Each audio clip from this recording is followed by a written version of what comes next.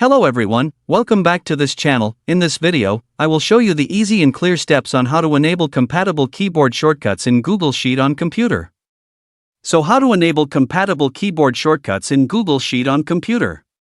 Make sure you keep watching this video until the end. Let's get started right away. Firstly, just go to the Google Sheets application on your computer or laptop.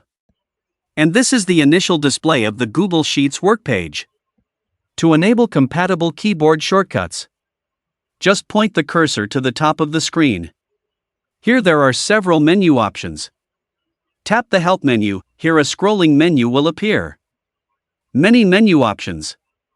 Tap the Keyboard Shortcuts menu. Here it will appear like this. At the bottom there is a text that says Compatible Spreadsheet Shortcuts. Tap to activate. This feature activates compatible keyboard shortcuts in Google Sheet, allowing users to use key combinations like in other spreadsheets to increase efficiency. So that's it, tutorial how to enable compatible keyboard shortcuts in Google Sheet on computer. Thank you for watching. I hope this video is useful. See you in the next video.